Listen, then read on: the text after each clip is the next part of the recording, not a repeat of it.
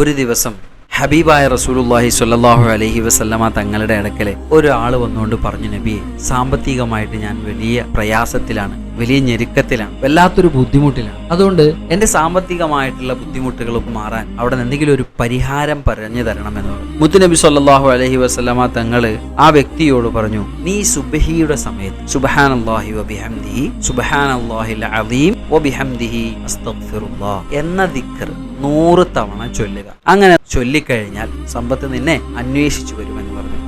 ഈ മനുഷ്യൻ തിരിച്ചുപോയി. അദ്ദേഹം കുറച്ച് നാളുകൾക്ക് ശേഷം ഈ ദിക്ർ വളരെ കൃത്യമായിട്ട് ചെയ്തു. അദ്ദേഹം തിരിച്ചു ഹബീബായ റസൂലുള്ളാഹി സ്വല്ലല്ലാഹു അലൈഹി വസല്ലമ തങ്ങളുടെ അടുക്കൽ വന്നുകൊണ്ട് പറഞ്ഞു, നബിയെ, അങ്ങ് പറഞ്ഞതുപോലെ ഞാൻ എല്ലാ ദിവസവും സുബഹിക്ക് ദിക്ർ ഞാൻ ചൊല്ലി. അത് ചൊല്ലി ഇപ്പോൾ എൻ്റെ അവസ്ഥ എന്താണെന്ന് ചോദിച്ചു കഴിഞ്ഞാൽ, എത്ര പണം ഇങ്ങനെ കുതിച്ചു വന്നിട്ട് ഇതെവിടെ കൊണ്ടുപോയി വെക്കണം എന്നറിയാത്ത അവസ്ഥയിലാണ് ഞാൻ.